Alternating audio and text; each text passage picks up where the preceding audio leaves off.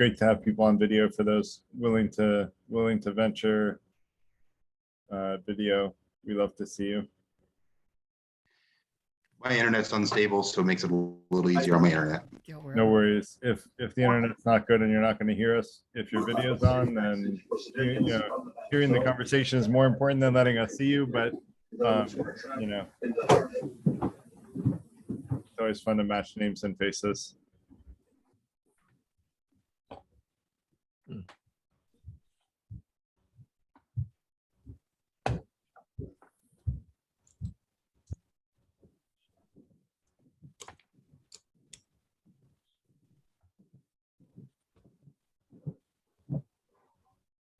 By the way, is there anyone that is interested in volunteering to track the text chat during tonight's conversation?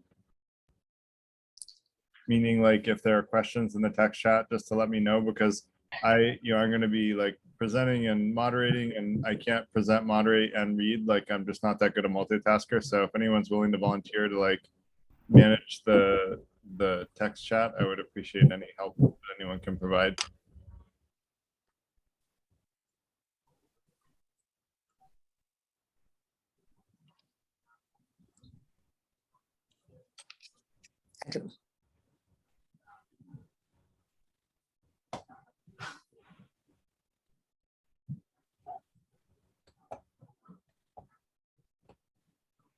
No one can. I'll just do the best I can. But if anyone decides to help out, just let me know that you're going to take over the, moderating the text chat. And I'll mention it when I see a question. For as long as I can stay here. I've got an unstable schedule tonight.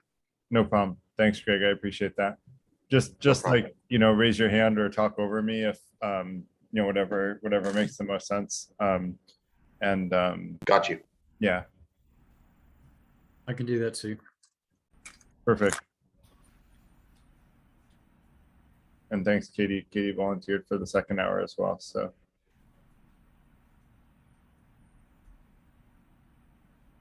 I'm going to put a little information I have on the screen, information about our not-for-profit, which is what this event is done through, and a little bit about like what we're about, which I'll give a quick intro. In one more minute, I give people a 5-minute grace period, and then we get started. So. And there's the 1 minute. So basically, just to kick it off, the Freethinker Institute is really intended to be a community where we all help each other be the best version of ourselves and seek truth and try to increase happiness and decrease harm in the world using our critical thinking skills. And so a lot of, what tonight's topic is very near and dear to the goals of the organization and the reason that I started it. And it's really about that there's a what I would call a war on truth going on. And you have half of at least the US saying that the other half has fake news. And then you have the other half saying that that half has fake news. And so really, how do we discern truth, and what is true? And I'm going to focus, we had another event not too long ago where we specifically talked about news itself. And I know that was in the title, but I'm not going to be like laser focused on just news, but I'm going to talk about truth in general tonight, and how I come about, discerning fact from fiction. And then I would love this for this to be like a conversation where people can add to or criticize my perspective on how I come at truth, and then we come at a better way of coming at truth. This is kind of a meta conversation where we'll be talking about how can we come to understand what is true and what is false in the world.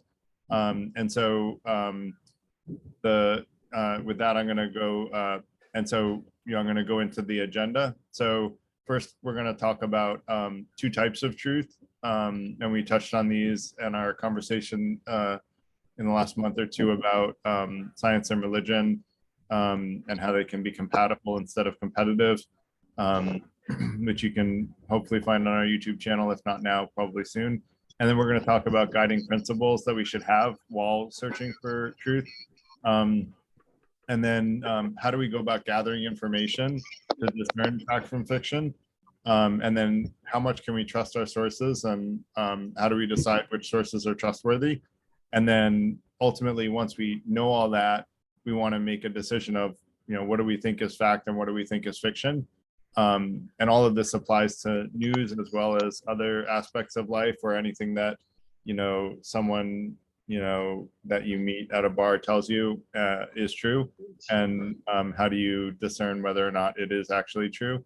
I had someone at a bar tell me that she had been to Mars, and I discerned that it was probably not true that she had been to Mars, and found that to be a very interesting conversation. She was an interesting conversation partner. But we have all kinds of things that people claim are true, and in this exciting world, the ancient Chinese curse, may you live in interesting times. We live in very interesting times. And so it's really important to think about how we come at truth. And so that's why, why I set the agenda for this tonight. And then I also want to talk about why it's important to share our beliefs. I hear a lot of people say, I don't want to talk about that, or I don't think we should talk about that. And I'm going to try to make a case that I think it's actually important to talk about those things that sometimes are uncomfortable to talk about, because we may have different opinions than the people around us. And so I'll try to make a case for that. And I'll present my answers again. I want to hear all of your answers along the way, or at the end, like whatever you prefer. Just raise your hand if you want to comment or ask a question, and we'll get to you as soon as I can stop, like find a break. Then I'll finish my sentence and then try to call on anyone that wants to talk. So with that said, two types of truth. One, I'm going to argue there are objective truths about objective reality, and those are scientifically provable truths through experimentation and logic. And then I'm going to argue there are subjective truths, which are around self-defining statements or things that we say are true about us, which is like, if I say the meaning of my life is to do good in the world, that is my subjective truth. You can't run a scientific experiment that proves me right or wrong. You can try to put me on a polygraph, but even those are not super, like they're like 85% accurate. And so, really subjective truths are not things that through experimentation you can predict with 100% certainty, because we define them for ourselves as sentient beings. And so basically, if you prefer Cheerios or cornflakes, that's a subjective truth. What are your values? Subjective truth, your life's goals. I would argue that there probably are some guidelines that we should all have as our life's goals, being the best version of ourselves and seeking truth being one of them. But ultimately, like most people are in the camp that life's goals are totally subjective and we get to decide them for ourselves. And so guiding principles, I would suggest that the Freethinker Institute has 5 intentions, and I kind of came up with these, and they're very related to the way that I seek truth, because I think, I came up with them in this sort of condition of having truth be like at risk, I guess, in some ways. Like they've done studies, and it turns out that fake news travels faster than real news. And so that's why I say there's a war on truth, because if fake news travels faster than real news in the world that we live in, then the war on truth is being won by the falsehoods, which is a concern for me, and part of why I came up with the 5 intentions. The first of which is to seek truth and be the best version of ourselves. And I think all of us, including the people that are telling the actual fake news, are actually wanting to seek truth. And in fact, the people that are telling what is fake news probably think that they're spreading the truth most of the time, if not all of the time. I would say almost all of the time, they think they're spreading the truth. And so I think this is a fairly universally agreeable thing, that we should all kind of keep our aim be at finding truth. And I have a couple of quotes that will I think resonate with you guys. And we want to find truths that make us better people. And then we also want to have an open mind towards new truths. And I'm going to talk a little bit more about that here, which is we want to be transparent about our own beliefs and what we think, and have an open mind to new ideas. confirmation bias is really strong psychologically, and confirmation bias is just basically the natural. So Peter, yes, I am encouraging you to criticize my truth. Absolutely. I like to encourage criticism of all ideas and for us to all use our own critical thinking skills to decide what is fact and fiction for ourselves. I learned that from the Buddha, just to say where I got that great piece of wisdom from. The Buddha himself said, never believe anything you read in your religious books or are taught by other people, or even what's taught by me, unless you believe it to be true of your own kind of judgment and critical thinking skills. He didn't use that term, but you get the idea, unless you believe it to be true. And I thought that was such good wisdom that I'm going to copy it for the rest of my life, because and I actually have adopted it into my life, and I've become much less attached to people agreeing with me since I learned that the Buddha taught that, which I think is a nice compliment to Buddhist non-attachment, is not being attached to things. And so but basically, I just want to get back to confirmation bias. It's basically like we will naturally filter out anything that doesn't agree with what we currently believe psychologically. This is just a way of like, we all like are constantly inundated with large amounts of information all the time. And so as a way of filtering out all the excess information, we naturally will filter out anything that doesn't agree with our pre-existing beliefs. And that's just a psychological phenomenon that is super common, and all of us really have it to some degree or another. And so I would argue we need to be really vigilant about the fact that we do have a natural tendency to do that. And so we want to consciously seek out ideas that disagree with us. And we'll talk about that this evening. But I also want to quote Arthur Martin from an 1866 Guide to Conversation. And he said, "Let your aim be to come at truth, not to conquer your opponent, so you shall never be at a loss for losing the argument and gaining a new discovery." And that kind of inspired me to come up with something that I think is maybe a more modern way of saying that, which is, don't be afraid to admit you're wrong with good judgment, because once you do, you're immediately right again. You're just more right than you were before when you were actually wrong. And so a little bit shorter is, you're only wrong when it's clear you're wrong, but you refuse to admit it. And as long as you admit when you're wrong, you're not wrong, because now you're immediately right again. So those three complementary quotes to me say we should really be focused on seeking truth and looking for ideas that disagree with us. And in fact, in my startup, when I have meetings, I will often say, this is what I think, but who disagrees with me? I always actively invite the people who disagree with me first, because there is also a psychological phenomenon, which is that they did a study of people looking at lines, and they had 7 lines in a row, I think it was. And they said, are all these lines the same length? And person number 1 said yes. Person number 2 said yes. And it went all the way through to number 7, and they all said yes.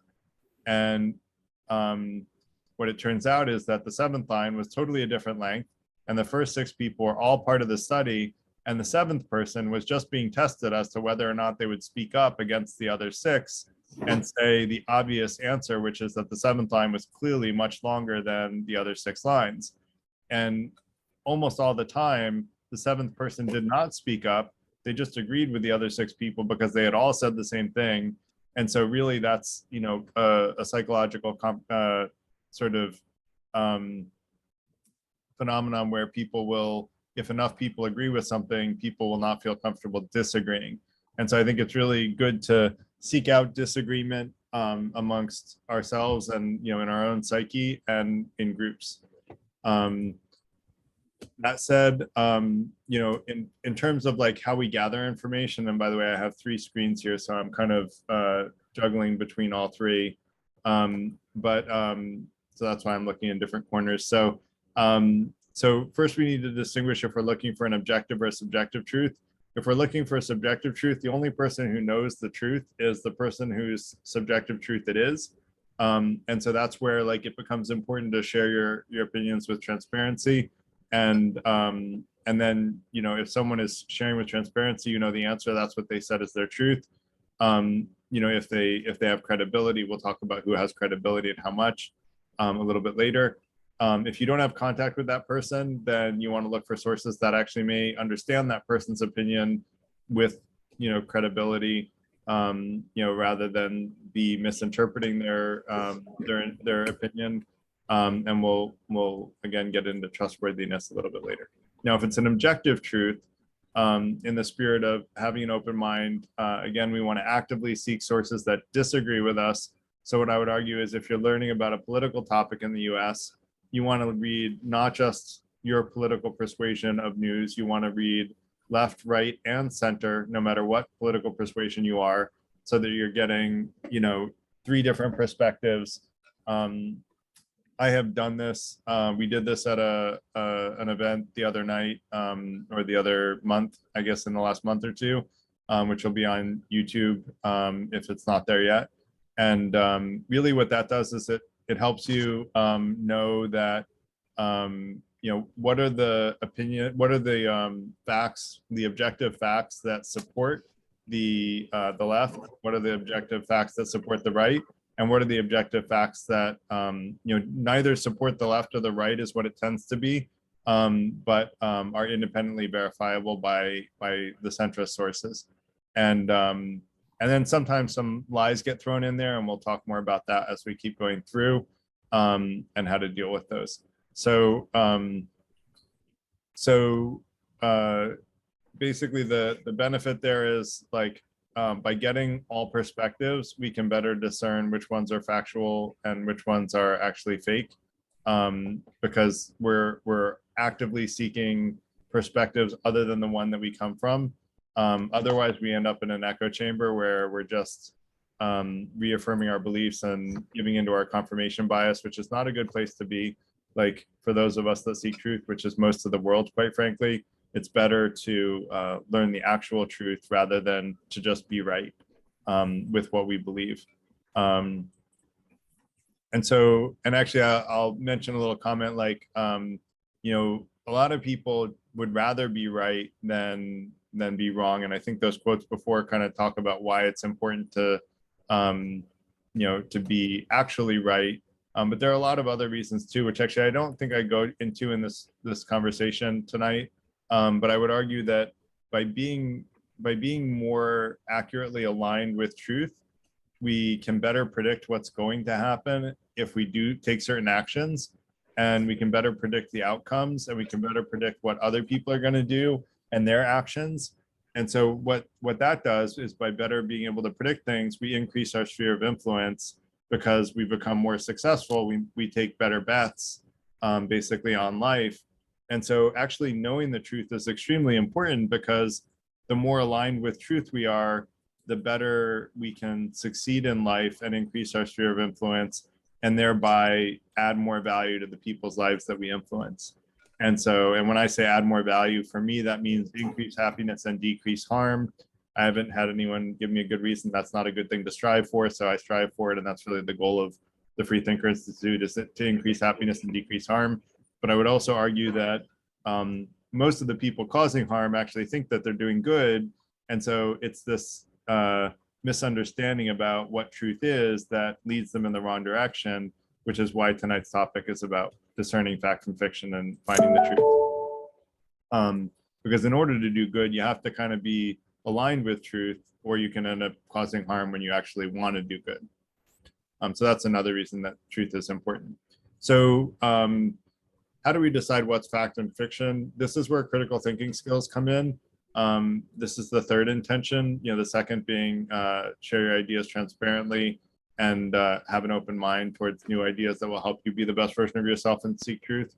But now that we've gotten all the facts from left-wing news, right-wing news, centrist news, or sources, it doesn't have to be news. It could be any source. It could be a blog, it could be a website.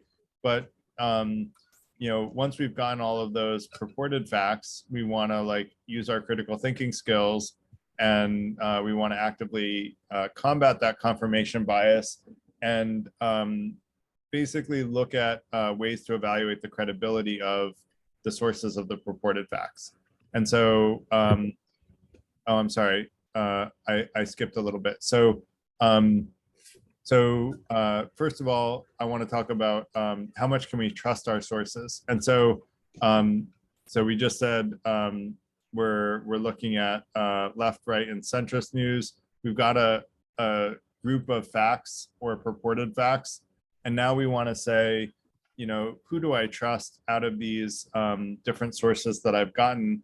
And what I would argue is that credibility is based on a number of factors, and I welcome people to, you know, raise their hand if they have factors that I haven't thought of here, because this is a, you know, paper on trust that I have that I want to keep adding to and making better so that I can be more helpful.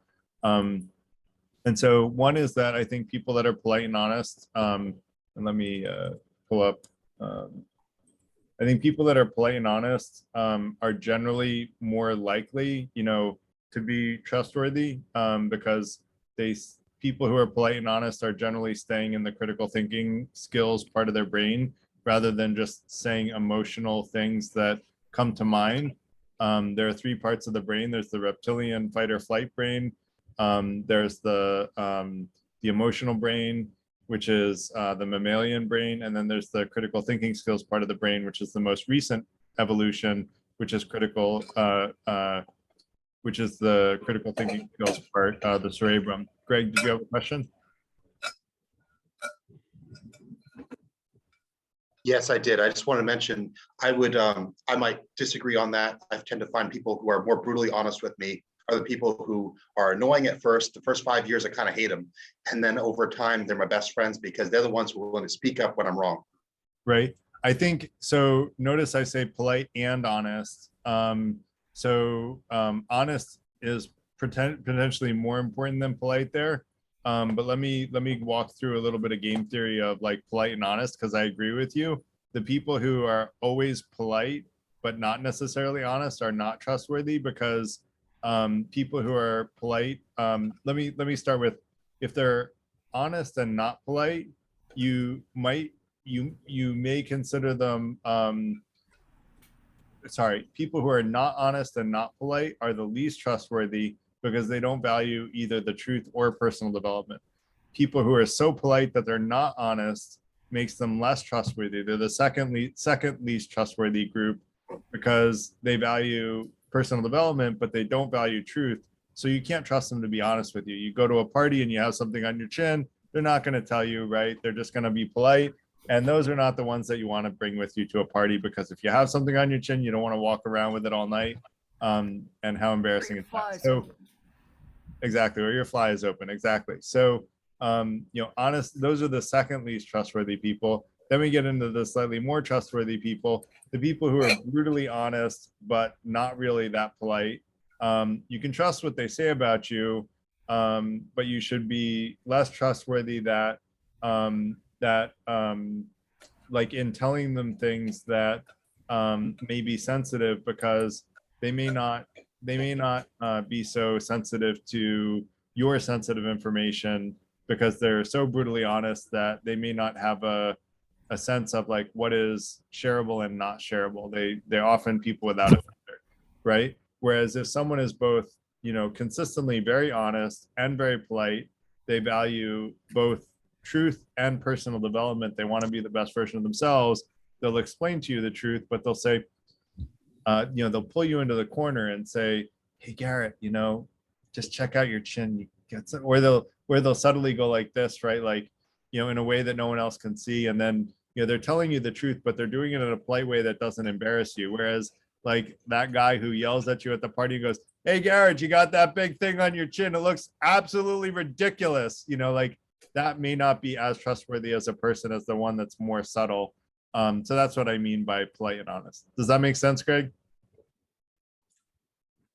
Yes, it does. Cool. So the next thing. And I agree. Okay, I'm great. with you. Great. And by the way, when I said raise your hand, you don't have to do it on video. You can also go in the bottom, you can go to reactions. And there's a little thing called reactions, and then there's like a hand raised. And so you can do that as well. So you can do it either way. You can, like, I'm trying to pay attention to the video as well. So you can do either one. Yeah, and you can do those on emojis as well. But I like it like in video rather than the emojis, but you can do it either way. So the next thing is people who make logical arguments, right? If someone makes assumptions that everybody can agree with, and they use logical rules of inference to go from those assumptions that we can all agree with, which are generally called axioms, then they prove what they're trying to say with like clearly almost uncontestable assumptions, and rules of inference that are really logical. Then that's a pretty high level of credibility, right? Not many people get to that level of argument, but I'd argue like people who can defend themselves logically in that way are far more credible than someone that can't. And if you ask enough questions to someone that try to get to that level of, what are your assumptions and what are your logical rules of inference, you can discern whether or not they have a good argument at that level. And if they do, that's a pretty defensible thing. That creates a high level of trust for me. So someone basically, if someone tells you to trust them blindly, right? Like say, just trust me, this is true. Like whether you think so or not, just trust me, it's true. Unless it's like a really urgent thing where, they're an expert and you're not, and like, you're bleeding and they're telling you just, put pressure on the wound, like then maybe trust them. But in general, if there's time to think about it clearly and there's time for them to explain themselves and they don't want to, that creates less trust for me. And then, I, similar to the Buddha, trust people who tell me to trust myself, just like I tell all of you to trust yourself. And hopefully that says that I'm more trustworthy because I'm not telling you to trust me blindly either. I'm sharing my opinions, but I'm also open to all of your opinions. And I think that is coming from a more trustworthy perspective than someone that says, just trust me, this is true. And then people who know what they don't know, someone who can acknowledge openly what they don't know about is more trustworthy, in my opinion. Because if someone says they know the answer to everything, there's a great, there's an African proverb, and it ends with only fools know everything. I forget the beginning of it. If anyone knows, raise your hand. But it's like, basically only fools know everything. And it's because, clearly no one knows everything. And anyone who claims they know everything really doesn't discern between what they do and don't know. And therefore they're less trustworthy because they don't even acknowledge what they do and don't know. And then how knowledgeable is someone in the area that they're talking about? Credentials are important. They're not the end all be all. Someone can have a PhD in philosophy, but still not really have a lot of wisdom. I hate to say that, but it's possible. And philosophy is supposed to be the study of seeking wisdom. I think having credibility, if you're dealing with a medical situation, asking a physician, you're usually better off than asking a non-physician. But someone who's not a physician that has had that medical ailment and researched it, extremely extensively, may actually have better insight than a physician who's not in that field. And so credentials are not the end all be all. They are something to take into consideration, but they're not the end all be all. You have to take everything within context. And also remember that, there are, I don't like to give examples that are political. Let me think if I can think of a non-political example. There are probably like paleontologists that believe in creation, right? And like there are people with contradictory opinions, and they may have the credibility of one thing, but if he's a paleontologist that believes that fossils are 2,000 years old, it's a different perspective than people who see paleontology as the study of things that are millions of years old. So I guess that is a little political these days, but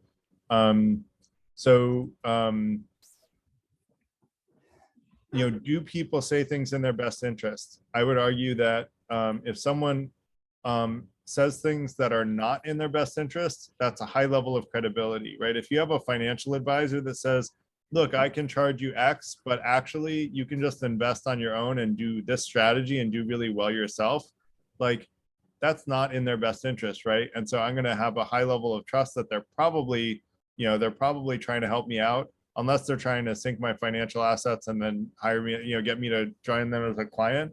But generally, if someone says something that's not in their best interest or not in line with their paradigm, meaning you have a left-wing person give you something that aligns with right-wing perspectives, or a right-wing person who gives you things that align with left-wing perspectives, those facts are most likely higher credibility than if they were just telling you things that serve their confirmation bias, because they're combating their own confirmation bias to share that with you. So for me, that has higher credibility. If people always say things that are only in their best interest, for me, that reduces their credibility, because they're maybe just trying to help themselves, the whole way through, and not really focused on what's true or what's false. They're just telling you what's in their own best interest. Now, if someone is saying something that may be clearly against your own opinion, this is a little more game theory. So if the opinion is in their best interest, then you want to ask whether or not the opinion is in their best interest. If not, then add credibility. And if it is in their best interest or neutral, you may want to fact check them. Because if they're saying something that doesn't agree with your current opinion, that's when you now have a conflict, right? I believe X, and this person is telling me something that would prove me wrong. Then I'm going to research further and try to find objective sources that either agree with or disagree with the perspective that they're putting forth. If you've fact checked a source before, when it said something that sounded unlikely to be true, which is generally when I recommend fact checking. The reason, by the way, that fake news travels faster than real news, I'm pretty sure that this is scientifically validated, but this is at least my hypothesis, is that something sounds so incredible that, oh my God, how could this possibly be, oh my God, this is incredible. This is an affront to truth. We need to, this is like a horrible, horrible thing that's happening, and I need to share with everybody right away. And people just instinctively go, oh my God, this is such a big deal that I need to share it right away, without saying, maybe I should fact check this and see whether or not an objective source will agree with this. And so I would argue that we do need to fact check those things. And we need, when something sounds outrageous, we need to check whether or not it's independently verifiable by anyone that doesn't have a motive in their own interest to say that thing. And if so, when we fact check them, then they have more credibility, right? If they say something outrageous and it fact checks out to be true, then that person has more credibility. If someone says something outrageous and I fact check them and they turn out to be false, which has happened with, I won't say which news source, but one news source that I've seen say a lot of outrageous stuff, I fact checked it, and pretty much every time I fact check it at outrageous facts, they all turn out to be not able to be validated by anyone but people with that same political bias. And so that news source now for me has far less credibility. I'm not going to bias anyone, but I will say that I think it's worth paying attention to who has credibility and who doesn't. And yes, Peter, absolutely. Like the list assumes that you're trying to find truth, which is where I started, right? Is that we want to be the best version of ourselves and seek truth. I would argue that that's a universally agreeable thing. I think actually most of the people that are spreading fake news think that they're spreading truth. I think they genuinely think that they're spreading truth, but they spread truth because it makes them feel good about themselves to believe those things are true, rather than that their primary goal is to find truth, if that makes sense as a distinction. Meaning they would first want to spread what makes them feel good, Peter, so your point is well taken, but I would argue that they do care about truth. I think everybody cares about truth. I just think that a lot of people don't make their primary goal to be to seek truth. And I would argue that, we're all more effective and more responsible and going to be more successful if we make our primary goal to be to seek truth and be the best version of ourselves. And then Addie also said, wise people are usually introverts, loud extroverted people are usually fools and obnoxious. So that's probably, I'm guessing Addie is an introvert.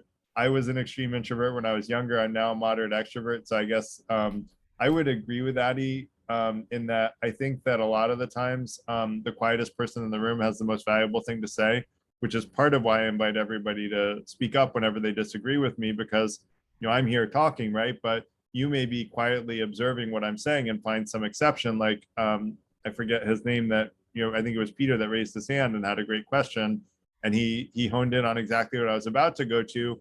But like it was a good exception to like what's on the slide, so he found a good exception to what's on the slide. And being polite doesn't always mean that you're trustworthy. So I do think that there's a lot of truth to that.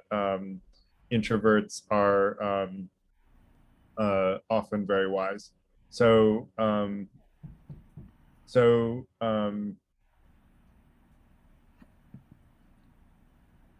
then let's go to if you try too hard to convince, if someone is trying really hard to convince you, then there are a couple of possibilities. One, they may be right and they may have a helpful truth that they're trying to convince you of. And as someone who's trying to be convinced, be open that that may be true, that they may actually be right and be trying hard to convince you. They may also be stuck in their ways and just trying to convince others to reinforce their own belief that it's right and try to get other people to agree with them. Even though that may not really be helpful to the person they're trying to share it with, even if they find it helpful to them, which if this is the case, it probably isn't even that helpful to them.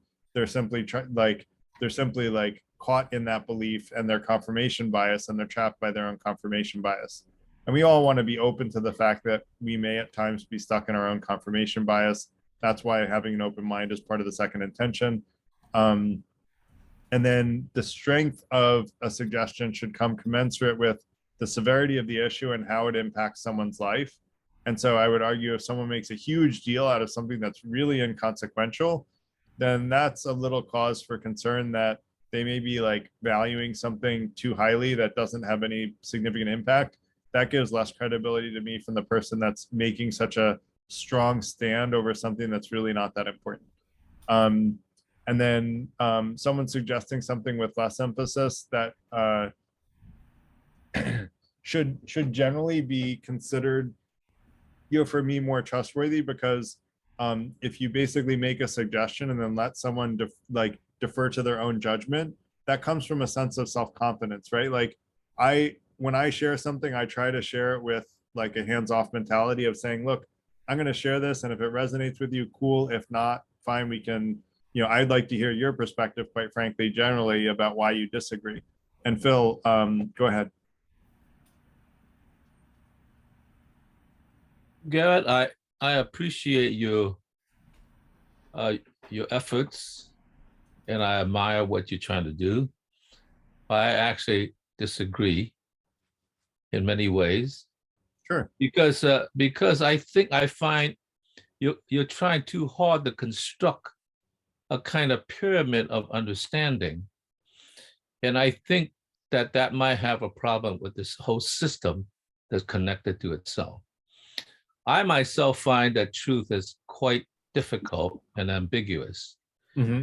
And so that means that you have to do a lot of research and a lot of personal whatever to do it. And none of us has that sort of time to track down every little detail of everything. Right. So the way I look at it is more like on a personal level about what it is to be a human being, which is to question yourself first. And when you question yourself first, then you realize that in a sense, not only is truth hard to get at, but we are all, in my mind, including myself, so I'm not excluding myself, fallen human beings. And we are acting quite often in self-interest. And we have to purify ourselves in order to understand we have our own motivations that interfere. And if that's the case, then everybody has that to a certain degree, and some people an enormous degree. So I never trust anything that anybody says, because what I am more interested in is understand their character. Once I understand their character, then in a sense, I could at least believe that they are motivated in some sense to, in a sense, be concerned to a certain degree with others and communicate what they believe. And I always believe that that communication should never be bound up with certainties, but to lead to some openness in what they're articulating as opening up further questions. And I think I begin to trust that more, because what that does is allow me to enter into the process.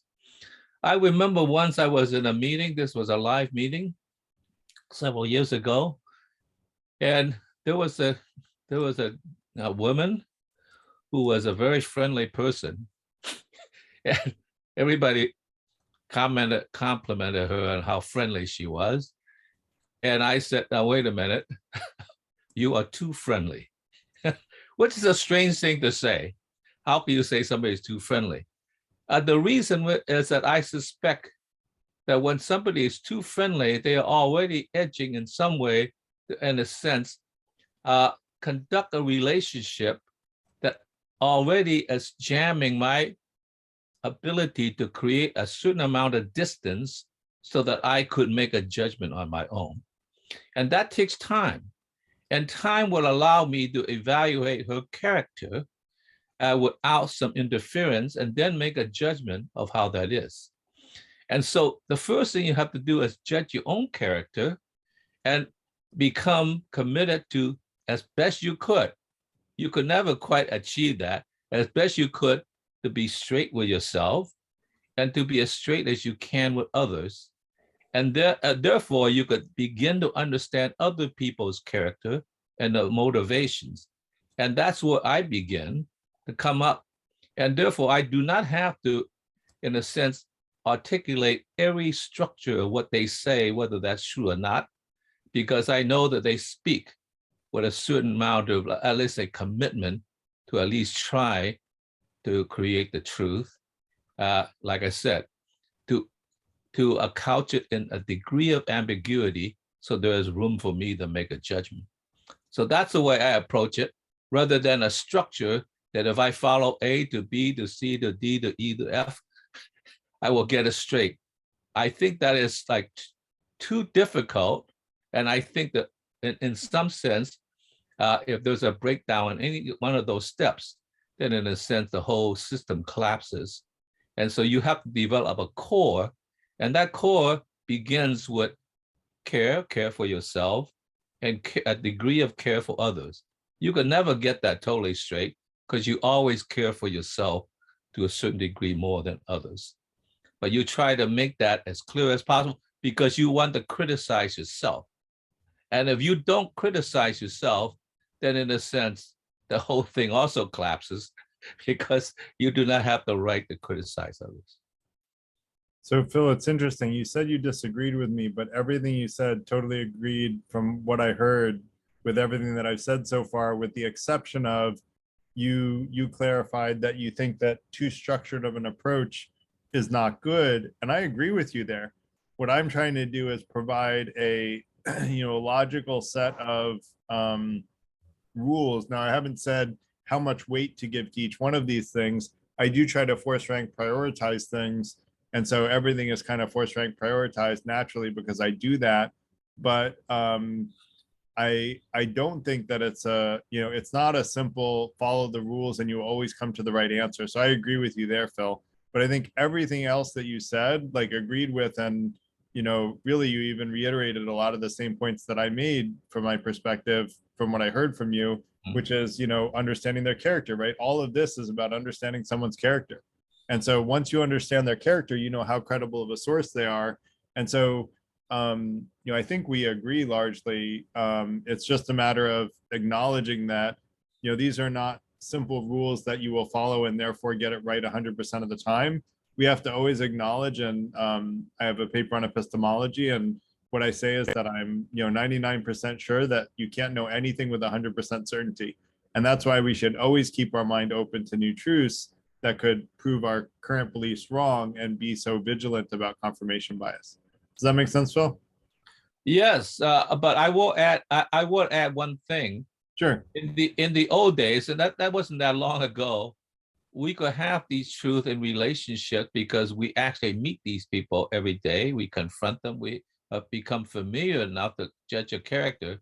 But in the age of internet, we can never really have a total connection to the character because they all actually in a meme that we don't totally understand.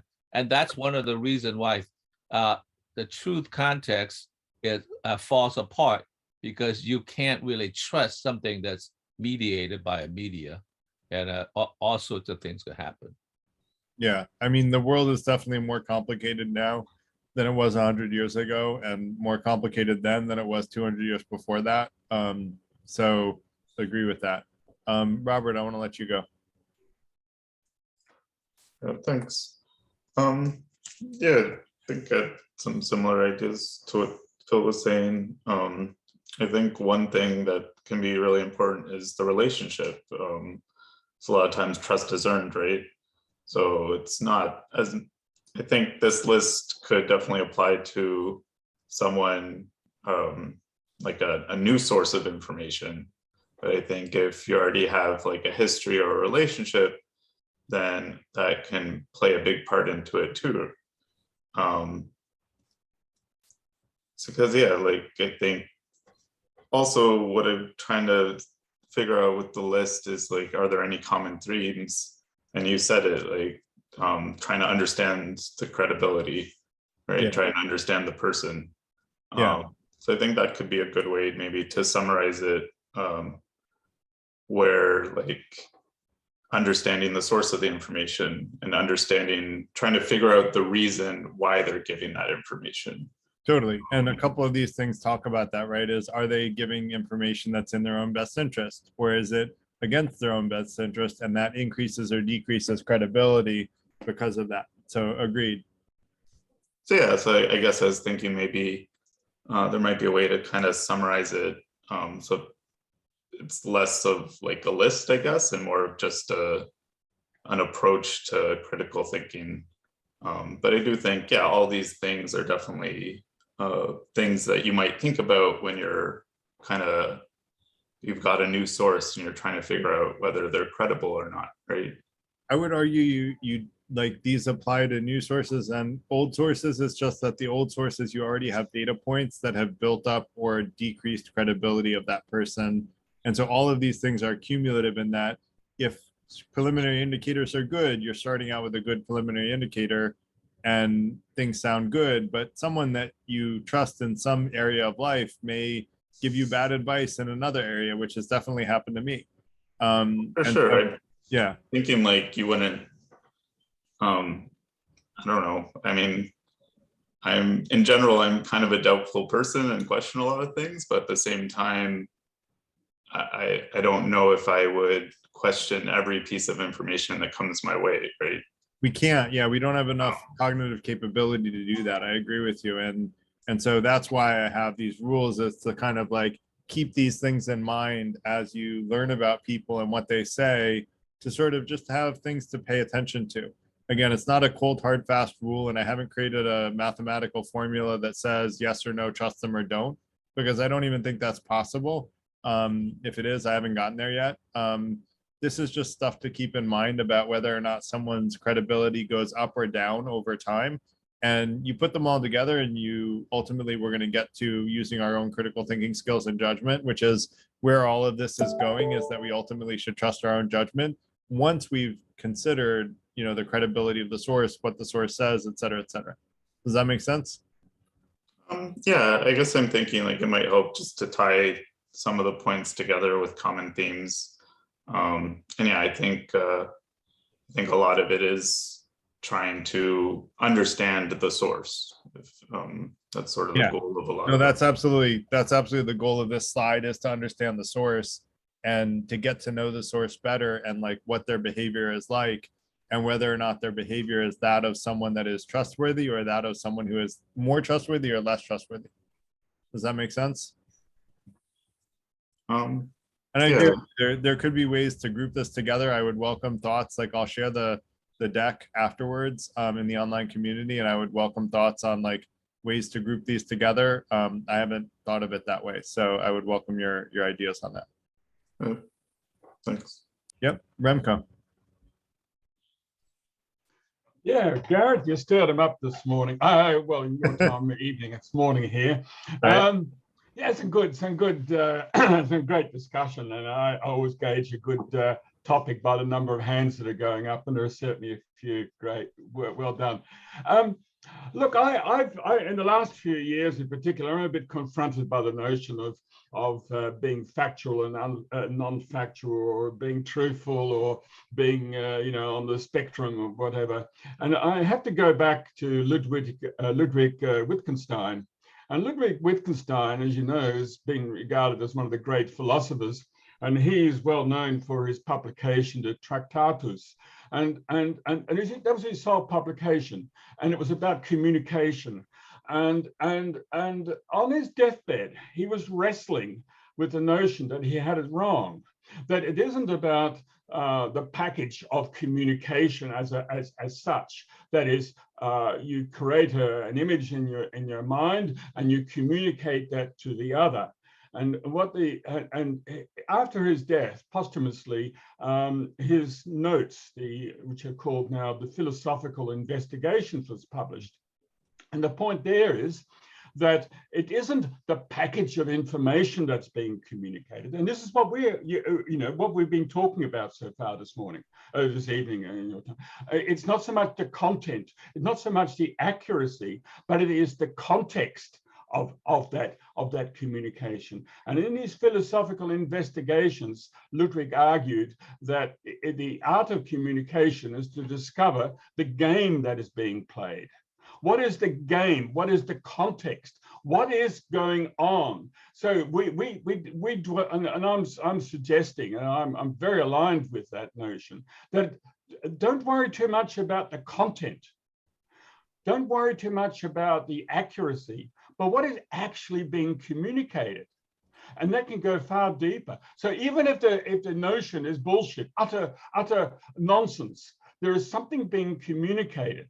And I think that's sometimes us cognitive people. And I think if we're sitting here, we're cognitive people, and we are trained to be cognitive. We are trained with our whiskers to listen for the detail, but we are blind that there is something else going on. And so I think I'm increasingly, of the view that we need to listen more for the intent behind the communication. And I think we could, if we're hearing people like, let's say, QAnon, look at that as a group of people, and the nonsense, with their I've done my research dismissal, and you can't get through to them, but they have something. Why are they there? What is the essence of their communication? And is that communication really less important, less valuable? Because I think there's something going on that we are not listening, because we're so intent on discerning the detail and so intent on either accepting it or dismissing it, that we are not hearing something else. And I am increasingly of that view. And I find, I'm like most of us, most of you. I was an engineer, scientist, economist in my professional career when I worked, and I always, I did all the analysis. But now I'm saying, hey, listen, back off a bit, mate.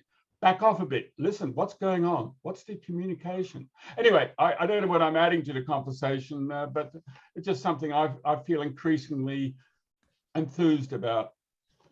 And I would argue, Remco, I'm trying to get at both the context and the content, in that, like, if something is in someone's best interest, that's about context, right? And so Yes. whether or not someone is saying something that's in their own best interest or against their own best interest is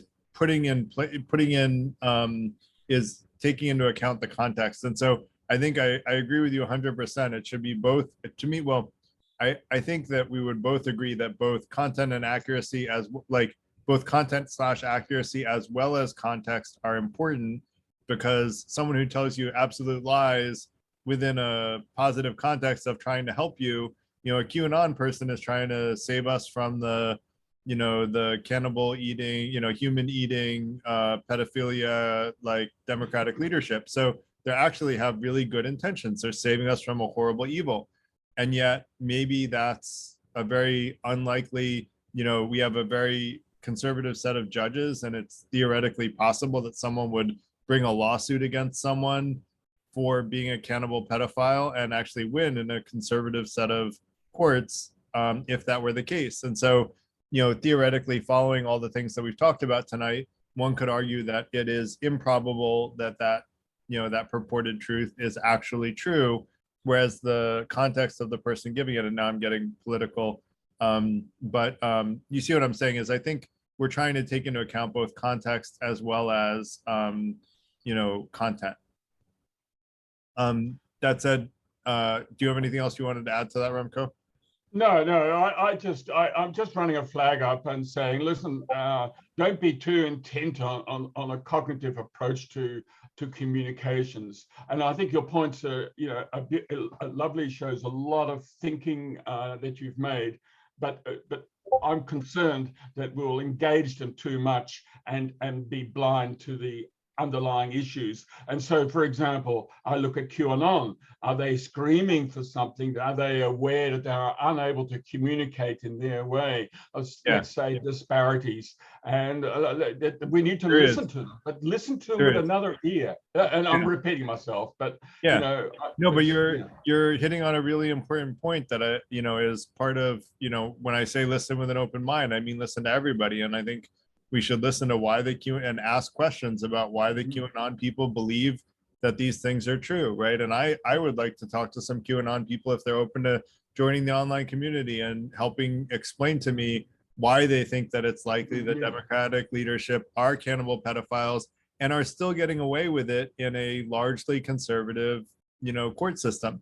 And I don't understand how they can reconcile that. And so I would love to know. And I think it's really important we listen to people with an open mind that have different opinions. And that's one that, differs from mine. So that said, Michael, I want to let you go. Yeah, Gary, thank you for choosing this topic. It's really an important one and interesting.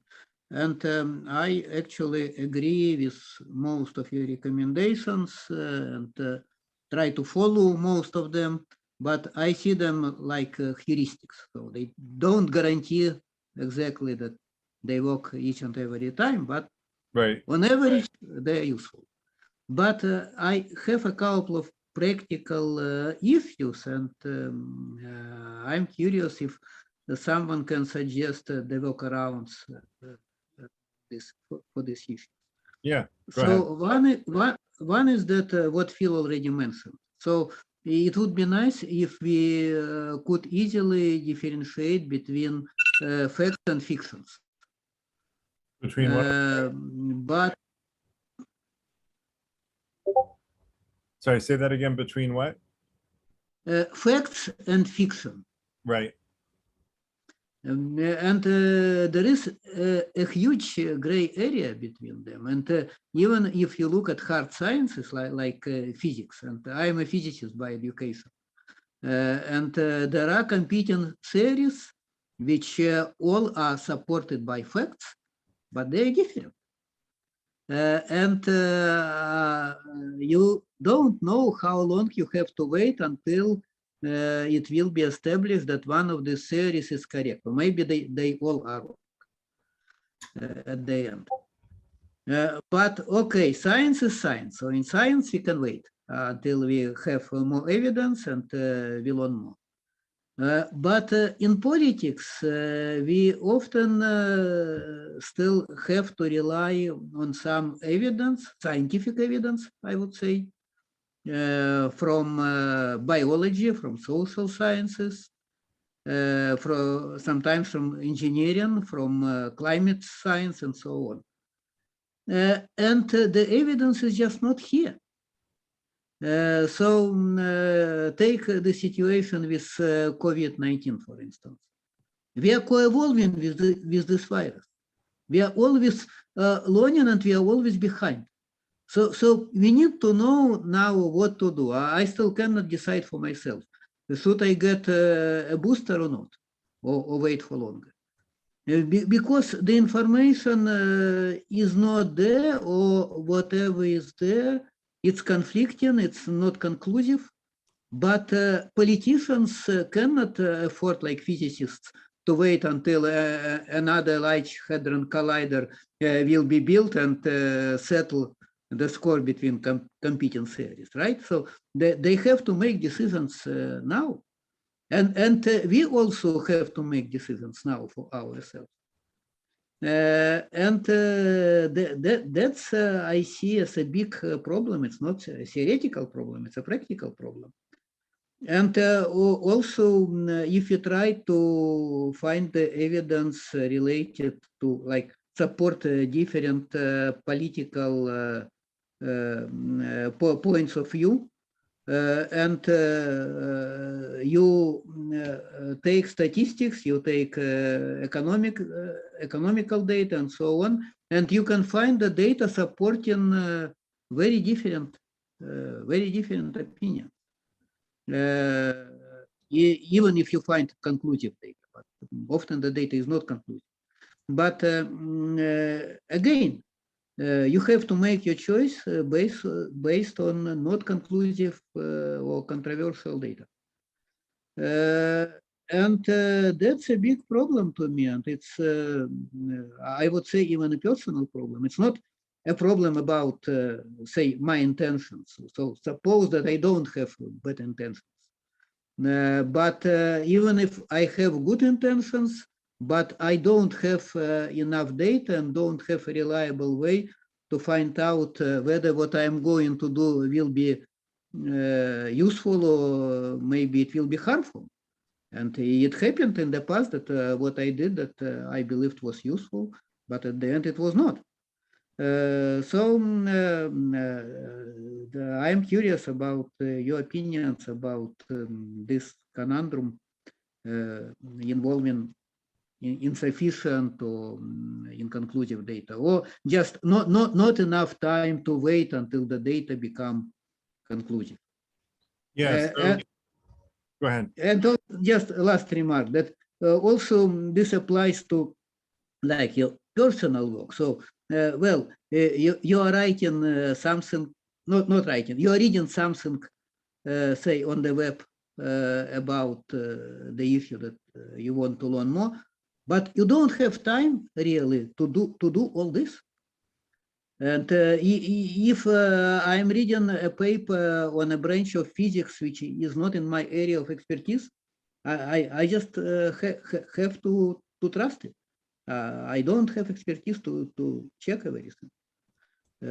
So that's another side of the same issue, basically. That you have to make decisions when you don't have enough information and enough time. Yeah, and I agree with you. Like, sometimes we have to make decisions with incomplete data. In fact, very rarely do we actually have all the complete data we need.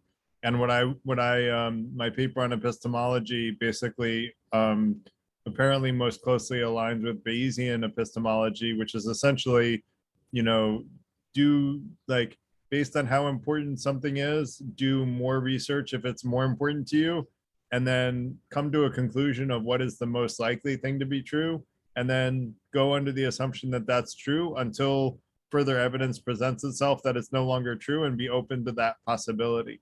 And so that's kind of the way that I approach finding the truth, is what's the most likely thing to be true?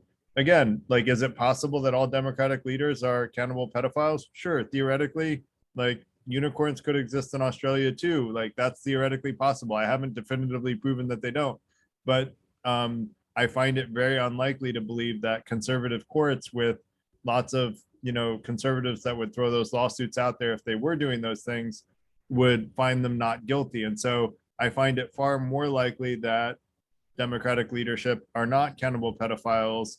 And so, and I don't mean to hone in too much on that, but sure, we often have inconclusive data, Michael, but we should make the best decision we can with the data that we have and that we can gather. And what I'm talking about tonight is how we should gather data, how should we discern which sources are more and less trustworthy, and how we can discern which ones are more likely to be telling us the truth, And then what I'm going to go into next is about how we should fact check anything that sounds suspicious and really look for independent sources that validate whether or not they are actually true when they sound suspicious.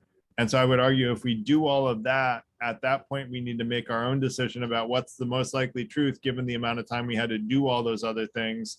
And we all have to pick and choose how much time we want to spend on different things. Now, you know, COVID-19, like, you know, different people at different age groups have different risk levels. And because of that, people who are older should probably spend more time gathering the facts than people who are younger and at far less of a risk.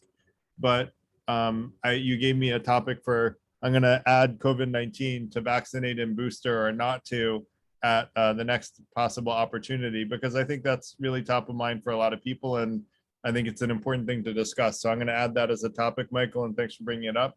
And I hope that addresses what you brought up. Anything else that I missed, Michael, or can we go to Benjamin? No, but I just want to hear maybe what others think about this. Sure. Because yes, you what you said, of course, it makes sense, but Cool. it still not fully addresses this problem. Yeah, and because- I acknowledge I'm not giving a definitive recipe for 100% accurately discerning fact from fiction. Anyone that tells you they are doing that is absolutely, in my opinion, lying, right? Because there is no absolute foolproof way of discerning fact from fiction.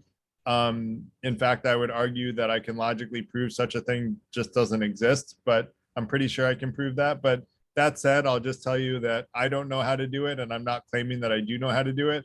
All I'm doing is trying to help people more accurately vet whether or not things that they hear are more likely to be true or less likely to be true, and giving them factors to weigh and think about when they're discerning what is fact and what is fiction. So that's what I'm trying to do, is help augment people's critical thinking skills, to enhance their critical thinking skills so that they can think more critically with a more open mind towards with an effort to seek truth. And by the way, quickly about critical thinking skills. So there are people who believe that we have to teach our students, our kids, to develop this critical thinking at school. Yeah, I think that's really important. And, you know, that's a core part of the Freethinker Institute, is to teach people how to hone their critical thinking skills, which is exactly the topic for tonight. Is I'm trying to offer advice that I hope will help everybody, you know, improve at least to some marginal degree, if not a large degree for some people, their critical thinking skills. And that's really the goal. I'm not trying to tell people what conclusion to come to. I'm just trying to help people come to have better critical thinking skills so they can more accurately discern fact from fiction. And yes, this sounds about right, but the problem is that your critical thinking depends on what you know, what you can know, what you learned. And if you learn too little, it's pretty much useless, or maybe even harmful. Like someone suggested in the chat that if you live in Russia and you are trying to fact check the Russian propaganda, you will get probably further from truth, not close. Well, you have to use your own judgment about, you know, what is, you know, how much to speak up and when to speak up. And we all have to do that, right? If you're, I think Russia's maybe not even the right example. Use North Korea, right? You might think that Kim Jong-un is a terrible leader, but you don't go around to the nearest policeman and say that in North Korea, or you're going to be sentenced to hard labor at best, or shot on sight at worst. And maybe shot on sight is actually better than sentenced to hard labor. I don't know, but you know, we all have to, you know, part of your critical thinking skill is knowing when to speak up and when not to speak up, and how much, and how to organize before you do speak up so that you're not a lone voice speaking up. So all of that is a part of critical thinking skills, but we're getting into kind of extreme, you know, extreme scenarios, and I'd rather stick to sort of the things that affect most of the people that are attending tonight, if we can. That said, I want to go to Benjamin. I just had a quick point. I noticed you have number 8 there, which says say things not in their best interest. And I thought that this was lower in the list than it should be. and it's kind of phrased in a kind of confusing way. But I would put that at number one, because you can have someone who is, for example, coming to your door to sell you knives, and they're going to be very polite and honest. And you can even, if you don't know what kind of knife they're selling, it can be very logical. They tell you they have the best kind of knife. They have the most popular knife, but you have to follow the money and see how they're benefiting. So that should be more important than anything else.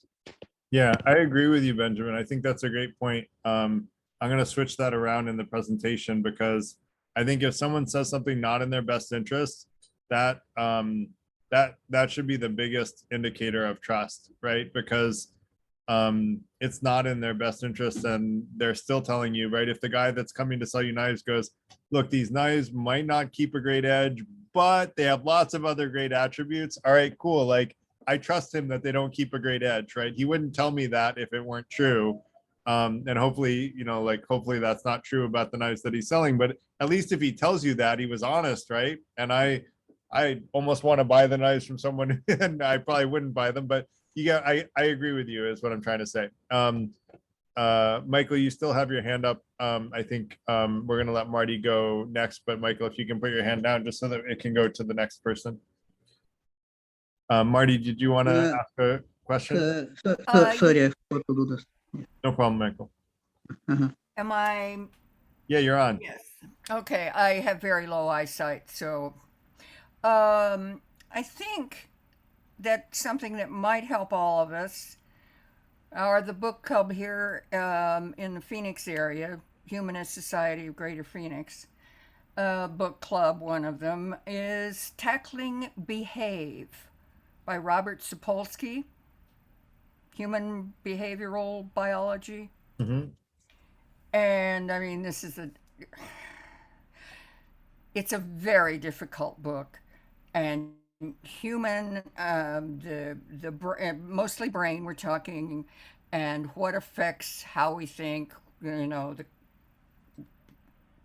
how all the axons and neurons, do all their stuff. Anyway, it's just because if we understand that which can affect somebody that we think, and even though we'd like to think we're we do use words like stupid, even though we might not, that there might be a reason in their either genetic makeup, background, nutrition, early life, whatever, that makes them like they are. And if you have an idea of what that maybe could be, you might be able to better communicate with them. Just a thought. Also, I'm really looking forward to the book a week from Saturday at the Overgroup's book club called Range. It's about being a generalist, and I think you've touched on that here. The more you know, and the wider, the better you can make decisions. I'm not really great in the afternoon, and it's late for an old lady. But anyway, and then a couple of more that I like are Who We Are and How We Got Here, if anybody's read that one. And another one that kind of fits in, that gives background to maybe the human condition, is The Dawn of Everything. I have a couple of more, but...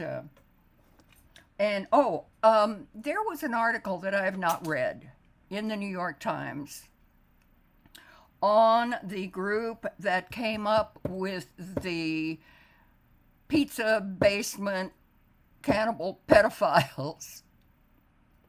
That there is a group of people that go around making up that news.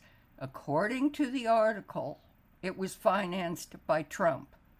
And I don't believe that it was necessarily Trump per se, but people that were, and I don't mean to get too political, but that's their job.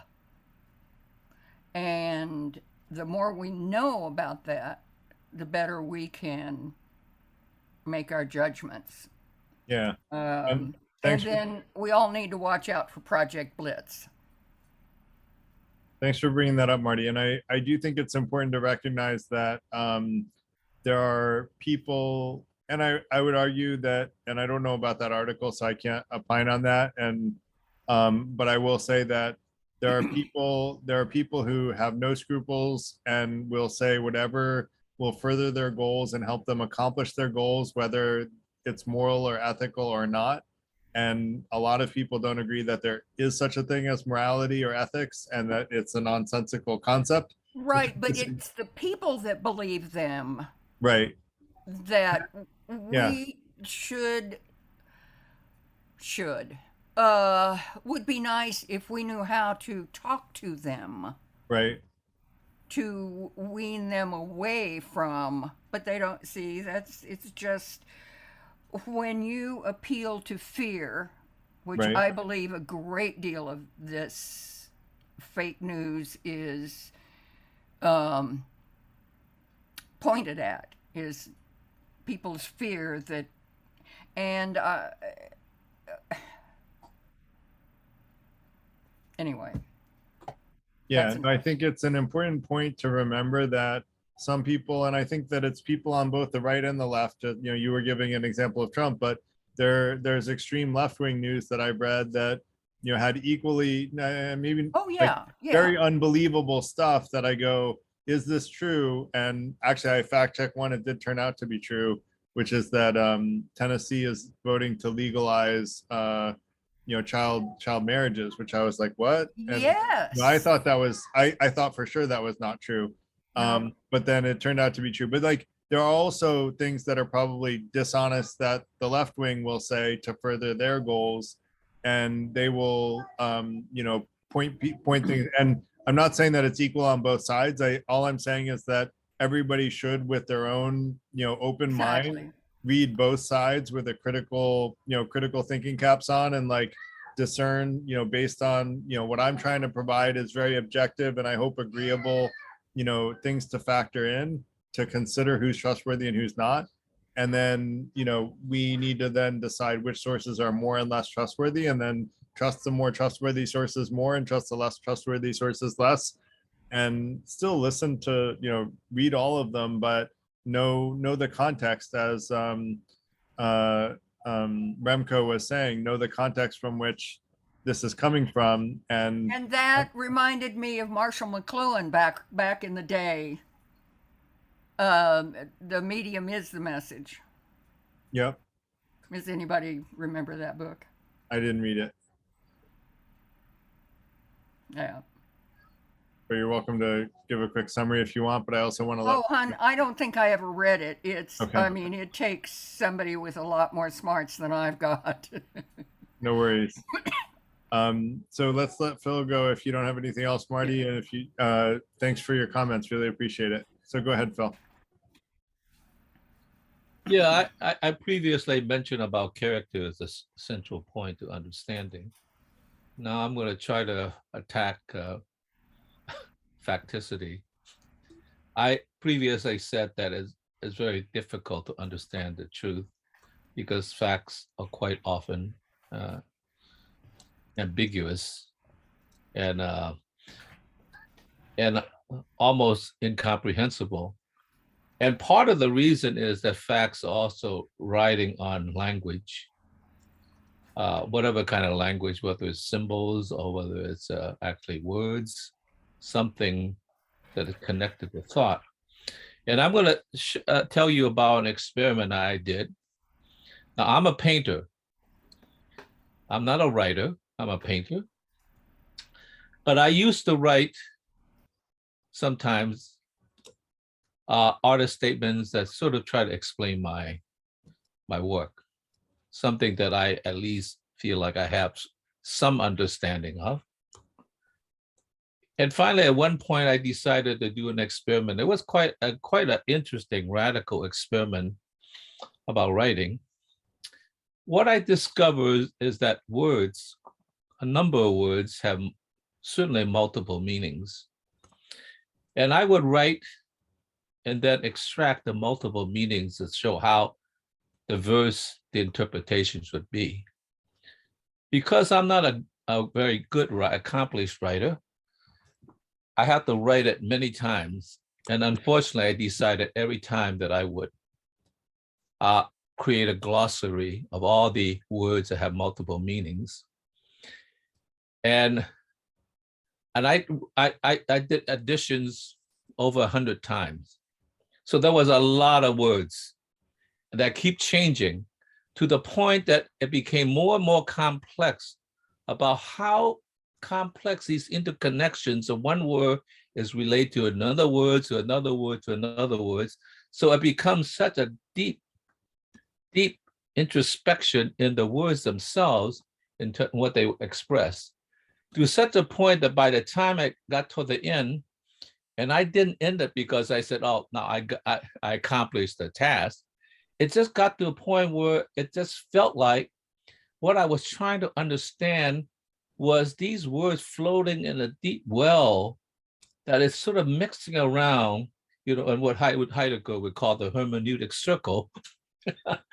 That I literally got almost sick trying to understand it. I had to give up.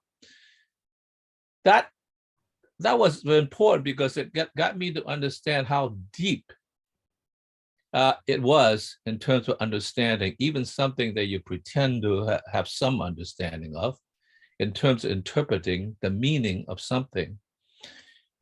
And so, you know, so therefore, I'm going to say something that's somewhat provocative.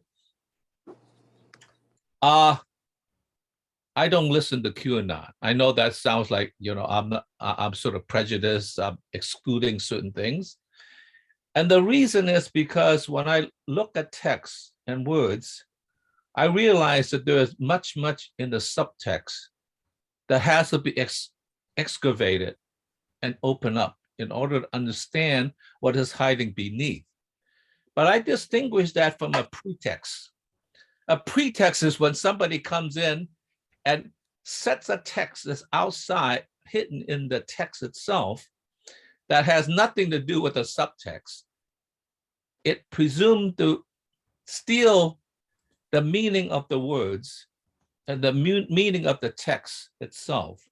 So therefore, I just don't even listen to it. I realize you said we should be open to all the understanding.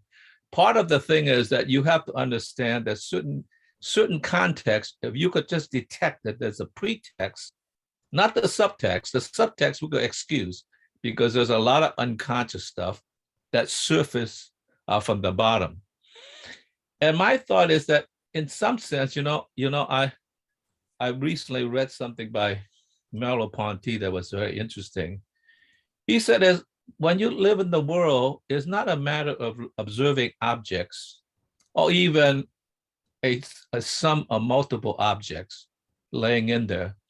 He said, what you're trying to do is pick out a circle of objects in the world that, in a sense, create a dimension of existence, which, in a sense, open up a whole new view of understanding how it affects your life and the life of others. A dimension of existence allows for the subtext that allows you to open up, what I guess Heidegger would call the clearing to understand things in a different way. And I think that's a very, very important thing, that seeing the text as merely a bunch of words that you extract the meaning from, rather than opening up a dimension of existence. We all live in the world in order to exist and give meaning to our life. And open up this dimension of existence is the dimension of meaning. And I think that this is the way we should look at facticity and words and how to interpret it in this circle of understanding that opens up possibilities of our existence. That's what I got to say. Great, thanks. So just to clarify, so you said there's a lot of subjectivity and truth, and then you gave an example of you describing your art. I would argue your description of art is a subjective truth, which you're the only one that can define. No one can define that for you. and you can only articulate it in the way that you can, and you could have a conversation with someone where you can better articulate it, but trying to do it just in words may not do it justice, and Yeah. that's all fair. But I would argue whether Earth is flat or an oblate spheroid is an objective fact. It's not very ambiguous. It's very clear, and there's a clear right and wrong answer. Same thing of whether or not an individual, a single individual, should get a COVID-19 vaccine or not.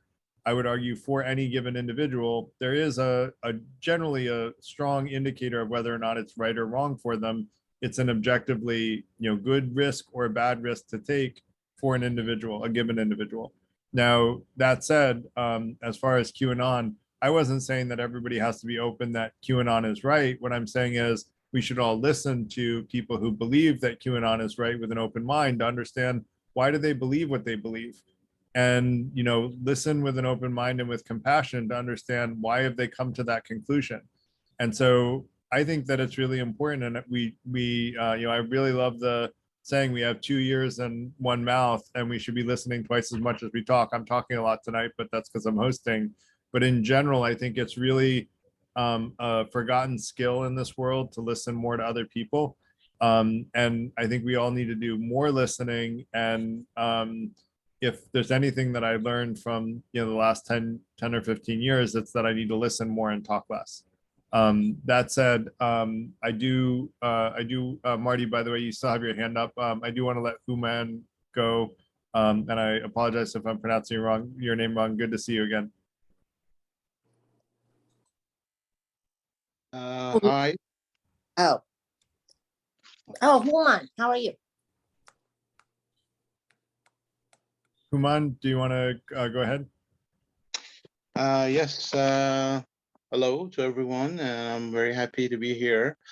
I got a question for you, Garrett.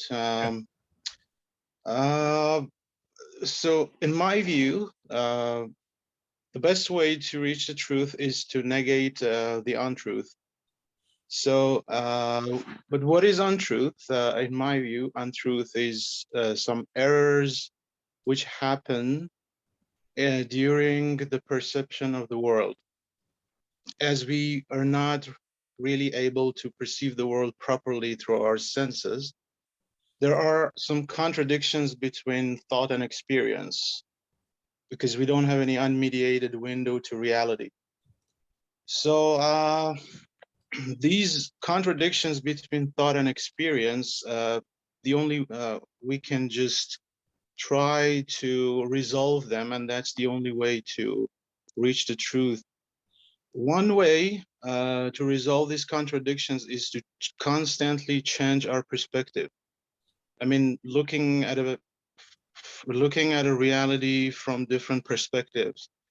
And here is the point you mentioned: learning. If you want to learn a political topic in US, you should read left, right, and centrist. This is actually an attempt to change your perspective to reach the truth. But do you think, I mean, for me as a humanities student, it's fun to check all of these sources to read left, right, and centrist.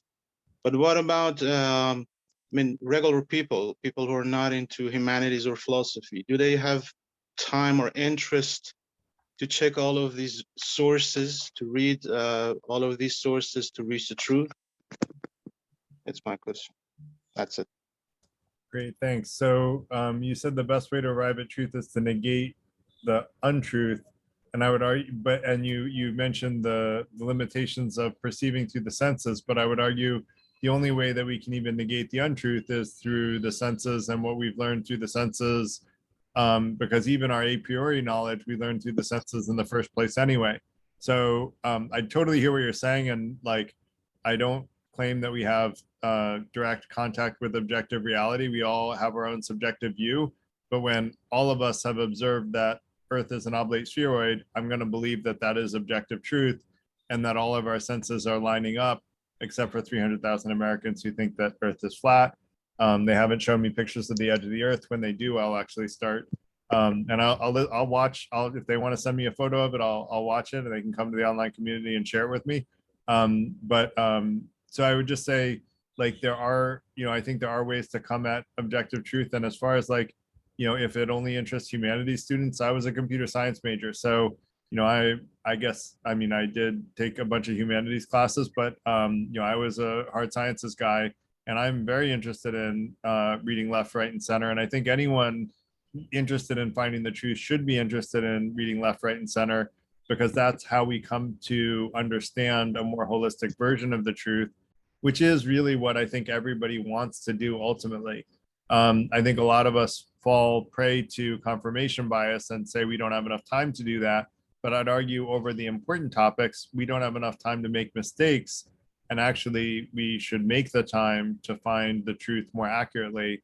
And so that's part of what I'm arguing for tonight, is that for the important subjects, we really need to do the right research to come to a better conclusion on what the truth is.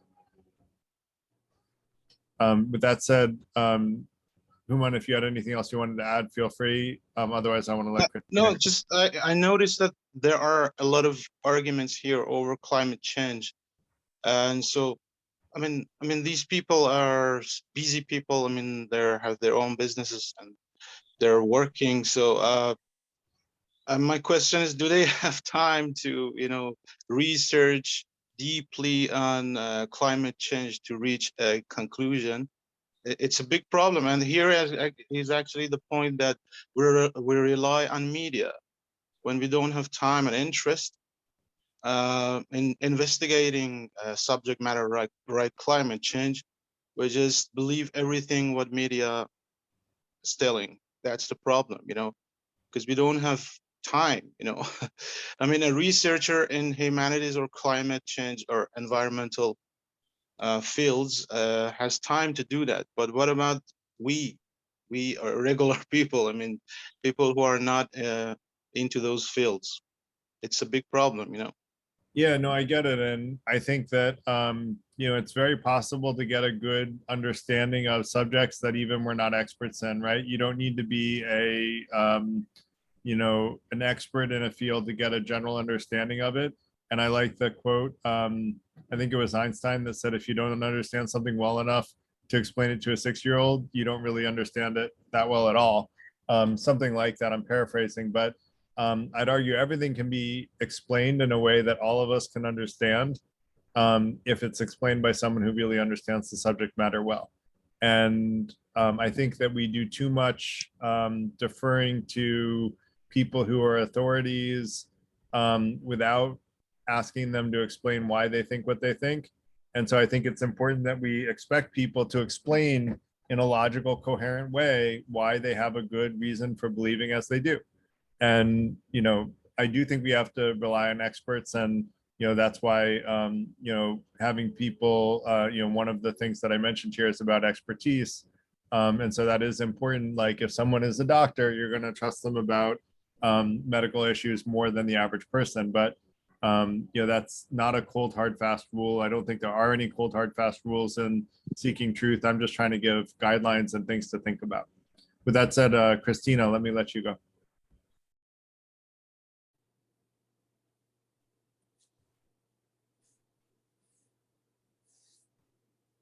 Christina Lugo, are you still there? Yeah, thank you. Yeah, I just wanted to say, The Medium is the Message by Marshall McLuhan. That was a book that was basically trying to explain that the medium that you use to transmit information is analogous to the technology that's used to transmit it. And so a book has a certain kind of information imprint as opposed to a radio signal, as opposed to a television, as opposed to social media. So that was in a nutshell, that was the point of The Medium is the Message. But it was also about how the medium itself becomes its own entity. So it's not just that it transmits information, it also becomes its own receptacle. It becomes its own placeholder for how we understand reality. So and he wasn't even aware of social media. Right, yeah. So anyways, I just wanted to. He'd probably just torn his hair out. Yeah, maybe. That's all I wanted to say. Thank you. Thank you, Christine. I appreciate that education. Ingnan. Hey, everybody. I haven't been here for a while. Good to see you again.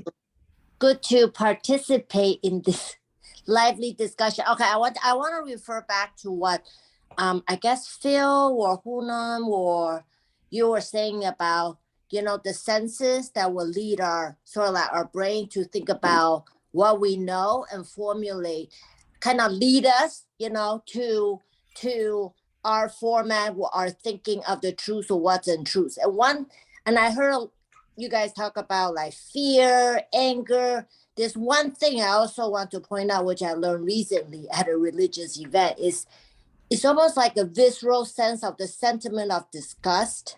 So of course, the extreme left, or the people now talk about restricting abortion, right? So a lot of the people, they will feel disgusted. When they feel disgusted, they want to probably tend to they're drawn. There's it's like the grout or something. They will feel, this is so disgusting, and then they want to talk about it more and make it into a subject. And then the same can be said to, I don't know, QAnon actually saying that. Are they saying that the Democrats are pedophile? I didn't know that. That is a thing that I guess I have to read more. That Democratic leadership are all cannibal pedophiles. Oh my goodness. Okay. So, okay. Sorry. I didn't mean that's a negative comment. It's a shocking comment. So it's it is a shocking comment. And it is a very bold accusation. It's the same comment as like Chanel bag is $6,000, something like that. Okay. So I think for me, like when I read this news, what do you guys think is a good approach is that you look at what this article is trying to say. I mean, are they trying to promote like fear, disgust, anger? I mean, a lot of these news writings now, it's very quick. We all get tweets. So a special tweet that kind of like get your attention, and what kind of attention, that's a lot of it is not analytical thinking. It's almost visceral. It's almost like sensorial thinking. They pick that special word, what they put on that special image, like a meme, that will get people reading and thinking. That is the news. So that's I'm trying to say this because I have kids. They are in college and teenage years, so I'm here to learn. What do you guys have to suggest? How to, I mean, of course they go to elite universities, they boarding schools, but what about other teens? What about even my teens? Are they getting to become more myopic, and how do they really read the news? I mean, there's so much they call so-called news or entertainment. They don't even want to know the news. They only want to read the pieces they think will either validate their senses or bring some entertainment. So anyway, so that's my input. Nan, I want to encourage you to have your kids watch this YouTube video when it goes up on our YouTube channel, because I hope it will get them to realize that combating your confirmation bias is a really good thing, and that there are other approaches to coming to truth that are more accurate than just feeding our confirmation bias. That's actually generally the worst way to come to truth, because I like to say, I don't hire perfect people in my company, because perfect people are just as flawed as the day they started thinking they were perfect. And thinking that we're perfectly assessing the truth is thinking we're perfect. And none of us perfectly know the truth. So we need to be open that we're flawed and that our perception of the truth is flawed.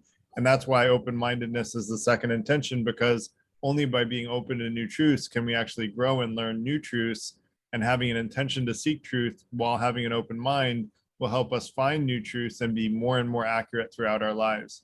Now, we want to do so with good judgment, which we'll talk about. We've been on this slide for probably 45 minutes now, so I'm going to let Olga go, and then I want to try to finish this slide up. We just have one more, number 12, and then I just want to get through the other slides, and not just to get through them. I'm glad we had good conversation, but I do want to try to finish the presentation if possible.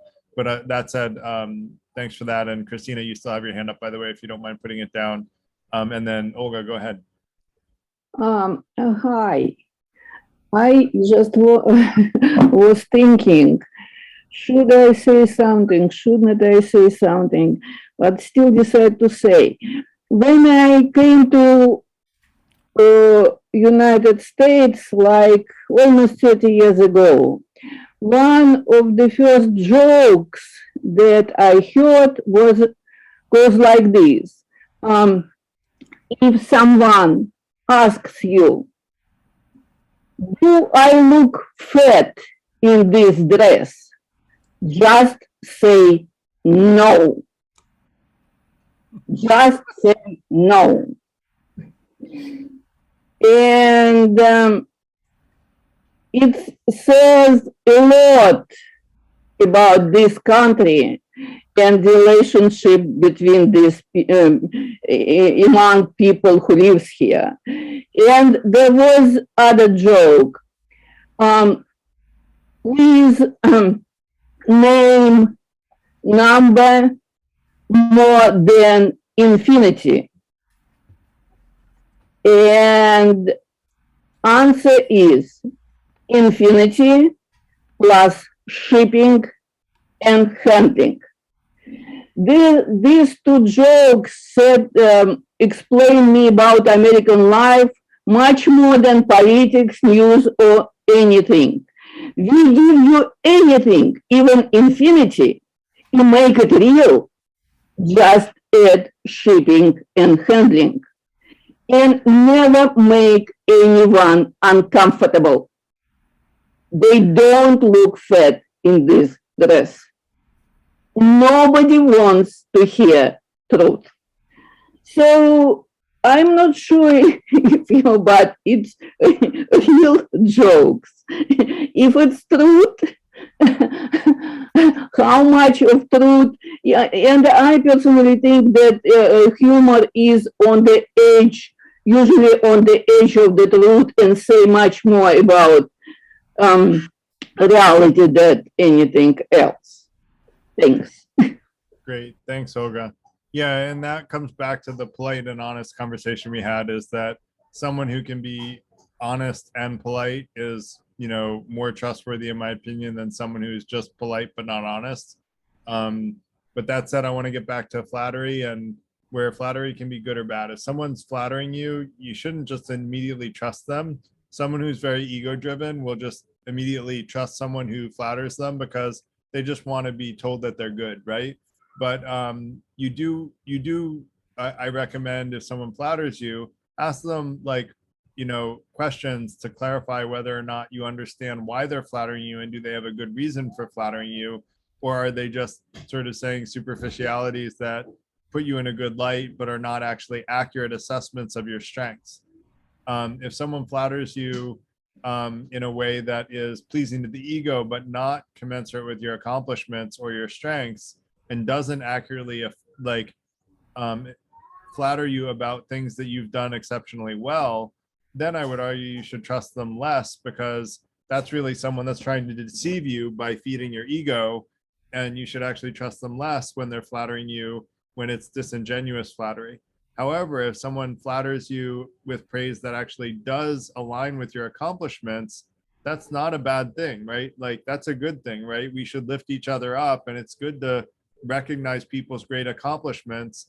And so you shouldn't just immediately discount anyone that flatters as untrustworthy, because an honest compliment is a good thing to pay someone, but you should, you know, use your critical thinking skills in discerning whether or not they're accurately assessing your strengths and complimenting you on them, or whether or not they're just trying to appeal to your ego without really an accurate assessment of your strengths. So with that said, I want to get to the next slide. Imagine that. So deciding what's fact or fiction, anything that is suspicious, that sounds like too unbelievable to believe, like at face value, I find that those things are generally not true when I fact check them. And I have fact checked a lot of them. And I see them, you know, repeated by people very frequently. And I say, oh, you know, can you give me a source for that? Sometimes they don't even give a source. When they do give a source, usually it's a politically biased source. And if I fact check it by an objective source, it often comes up as, you know, a, sorry, one second. Yes. It often comes up as like a, you know, on a Snopes article or something like that, where they've done an official fact check and it turned out that it was actually not true. It was a misrepresentation. And they go into like why that misrepresentation came about. And those fact checking sites can be very valuable. I find it really interesting that a lot of people actually argue that the fact checking sites are politically biased, which I find very concerning. And I would like to talk with someone, if they're open, that thinks that the fact checking sites are politically biased and explain why, if they're politically biased, like why they think they're politically biased. One of which actually like regularly fact checks things that go against the politics of the founder of the fact check site, which I find like, again, like someone mentioned earlier, if someone says something against their own best interest, right, against their own political interest, that gives them more credibility. And so if a fact checking site founded by someone with a certain political bias is saying facts that actually go against the founder's political bias, that gives more credibility to me. And so that said, it's likely if you can't find an unbiased source to validate something that sounds outrageous, it's likely fabricated, because there's a lot of fabrication going around these days. And so it's really important to fact check anything that sounds like just shocking, like the cannibal pedophile thing. Critical thinking skills. How do we decide what's fact versus fiction? Now we've actively tried to combat our confirmation bias. We've gathered information from right, left, center, all sources that may agree and disagree with us.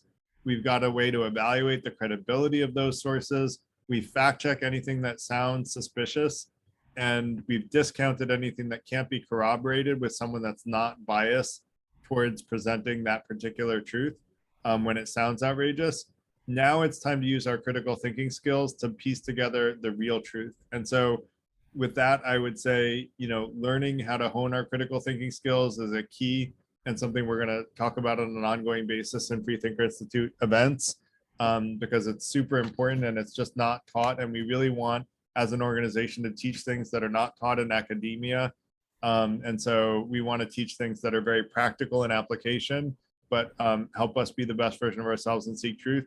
I also would say, be sure you're in a calm state of mind when you're evaluating the facts, because you don't want to come to conclusions based on an emotional state of the mammalian brain that we talked about before. You want to come to the conclusion because that's a rational conclusion that you've come to based on the verifiable facts at hand that you've come to gather from your various diverse sources. Now, examples of critical thinking skills used to evaluate the flat Earth hypothesis. Again, I kind of alluded to it earlier. If there's no pictures of the edge of the Earth, why, if there is an edge of the Earth, why are there no pictures of it, right? How can airplanes fly around the world if the Earth is flat? Like, theoretically, they would fall off the edge of the Earth when they got to the end. And if there was a conspiracy, just suppose that you got past those two and there was a conspiracy that someone was hiding this truth from us. What motive does anyone have to create a conspiracy that the Earth is an oblate spheroid? And if there's no good motive for someone to have a conspiracy to hide this truth, then probably it's not likely to be a conspiracy. And if someone had the power to create such a conspiracy, wouldn't they use that power to do something far worse than, claim that Earth was an oblate spheroid when really it's flat?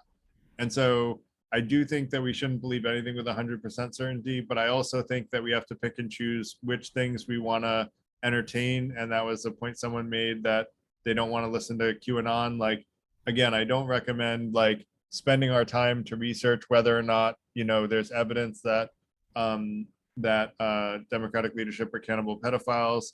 We're just using this as an extreme example. That's the only reason I keep honing in on it. But, I do think that it's worth, like, climate change is coming up in the chat, and that's a really important subject. And if the climate change proponents are correct, it could spell the end of humanity's existence.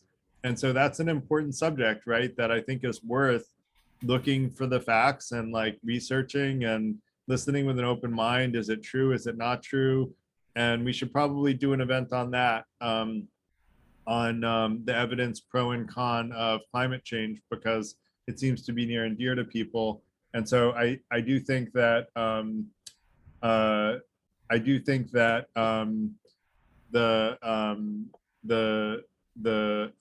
using your critical thinking skills is a key aspect of what we should be doing.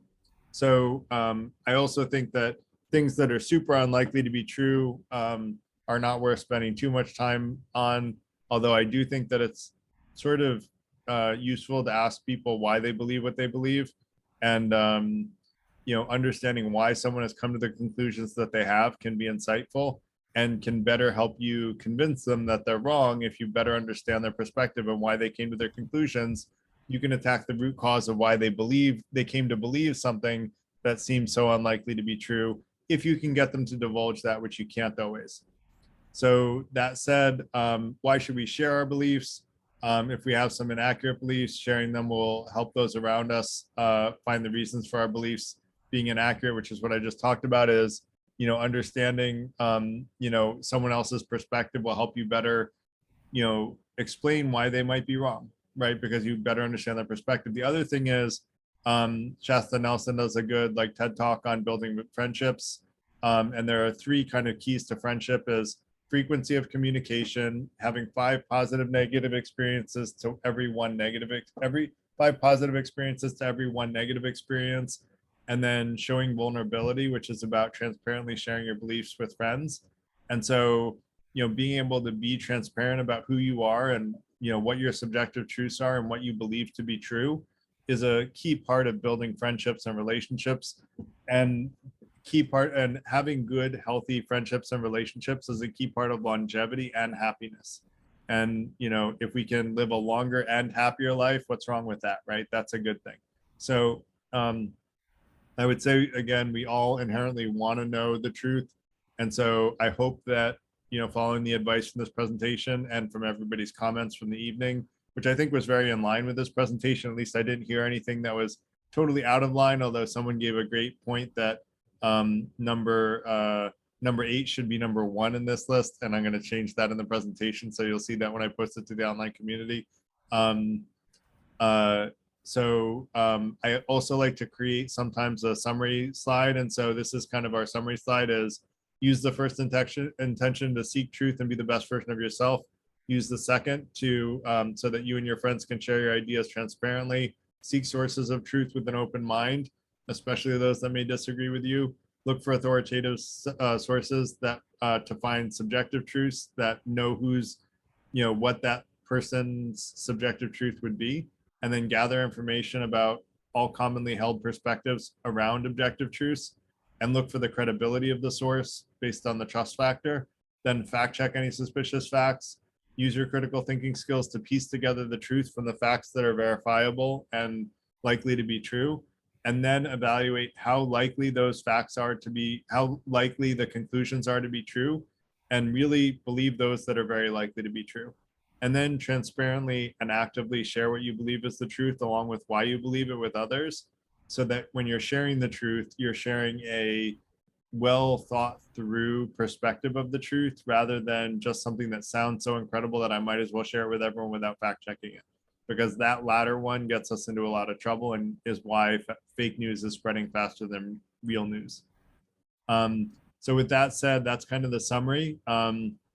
I welcome additional questions. I would love to know whether this was helpful, whether it was fun, and we'll have another discussion about theoretical knowledge and how it's only valuable as you apply it in your daily life. And I would love to know whether or not anyone plans to apply any of this in your daily life. Oh yeah, absolutely. Totally. Great. Phil, go ahead. Yeah, I have a comment about the flat earth theory. Yeah. In some sense, depends how you parse the question. I kind of support it in this sense. Of course, I do not believe the earth is flat objectively. But, there are different measures of truth. One is correspondence. The other is coherence, that it holds together with other facts and other truths. And one is a functionality. I often think, in fact, most of the time I think the earth is flat in terms of functionality. I behave as if not as if it's important. The world is flat because it's just easier for me to maneuver through the world rather than thinking about being upside down if I'm in Australia. I mean, I understand gravity, but as if makes the functional operation. So you got to be careful if somebody is supporting this, because it just makes life easier to calculate, because we've always lived in a world that's flat in terms of our behavior and function. And that's okay. And only when you get to some extraordinary circumstances do you have to think in terms of planets moving and all that.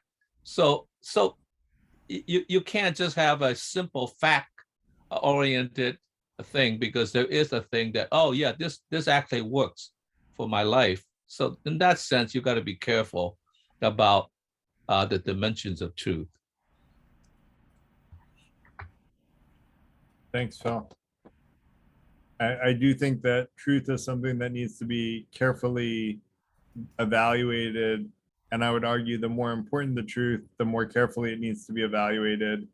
And so I agree with you wholeheartedly again. ABS. Oh, I just have this kind of a simple question, and Yeah. maybe you already addressed it. I'm not really sure.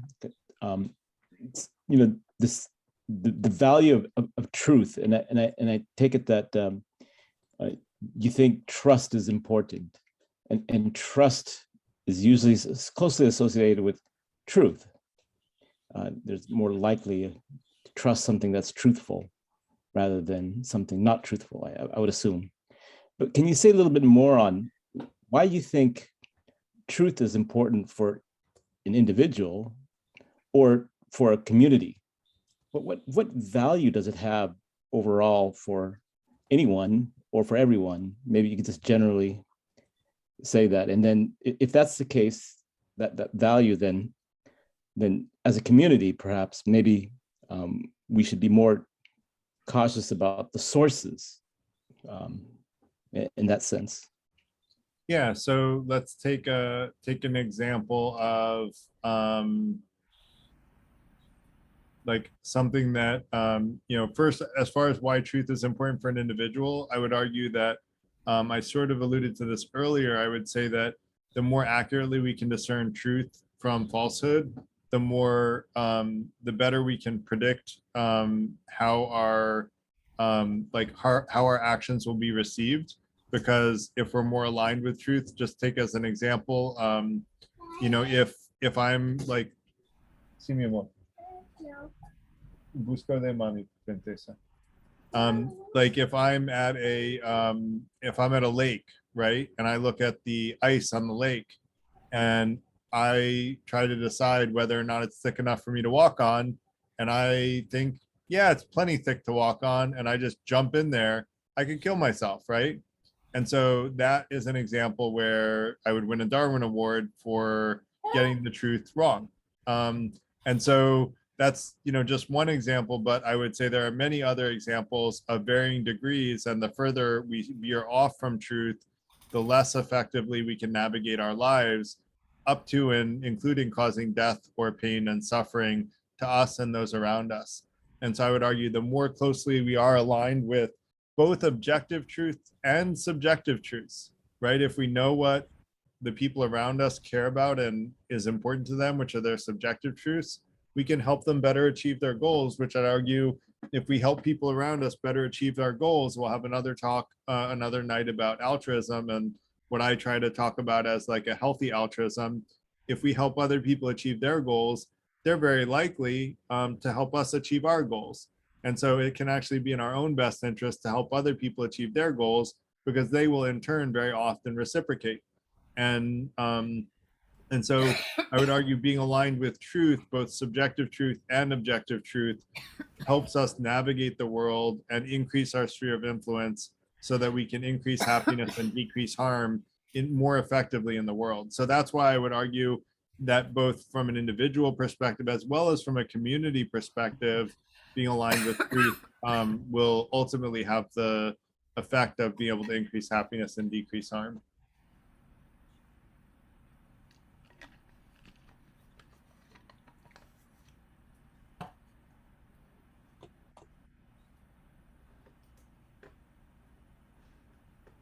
When you say happiness, do you mean like a more a well-lived life, or a more of a quality of a well-lived life, or do you just mean, you don't mean just pleasure, but you mean? No, I don't mean just pleasure. I mean, if you were to ask a person, are you happier? That's what I would define as happiness for that individual. I consider happiness a subjective truth. Everybody gets to decide for themselves what makes them happy, and everybody gets to decide for themselves whether or not they've been harmed. And so I would argue that happiness and harm are individually defined, but the way that I define harm, and we'll come at this. I'm still working on my paper on morality, but when I define harm, I would say that preventing significant harm to other people is something that we should legally prevent. And when it comes to that kind of harm, I would argue that a jury of peers should validate that that really was harm. So first, I should say I was harmed. And then if I say that I was harmed, a jury of peers should agree that I was significantly harmed by the person who I feel harmed me. And if both of those things happen, then I would argue there should be legal protection for me from not being harmed, so that I will be protected from that harm. And I would argue that most of our laws, not all of them, but most of our laws are intended to prevent that kind of harm from happening and hold people accountable who cause such harm. And a lot of our laws are also focused on increasing happiness. But there are also a lot of laws that are, corporate cronyism and, things that are legacy and things that are, from 100 years ago that were considered immoral at the time, but no one ever considers immoral now and are simply not justified. But I would argue that we would do well to have a guideline for the legal system to increase happiness and decrease harm. And I call it net present positivity, which I would say that it's not just any, like happiness at any point in time or harm at a point in time. It's the amount of happiness and harm that we will achieve in our life and the lives of those that we can influence. And that becomes a very more complicated, nuanced subject for another night, which we don't have time for because we're already at 4 after. And so I want to kind of close things out. I want to let Benjamin go, and then he just left. So I do want to kind of close things out because it's a little past 9 and we try to close around 9. But I do want to thank everybody for coming, for participating, for the great conversations and comments. Really appreciate everyone's participating. I will one more time put the Freethinker Institute information in the chat for anyone that wants to join. And I would love for people to join the online community, which the link is in the chat now. And you will also get a survey. I would love everybody's feedback on the survey about whether you enjoyed this, ways that we can improve. We're always interested in continuous improvement. So we want to make these events educational and fun. And I guess not fun in like a haha sort of way, but intellectually enriching in that kind of intellectual fun sort of way. And so hopefully they can be both, but the primary goal is to make them intellectually enriching. And so, and that we want to add value to your lives. That's the whole reason that we're doing these, is to add value to people's lives. And anyone that has topics they're interested in, feel free to reach out to me about those. I'll put my email in.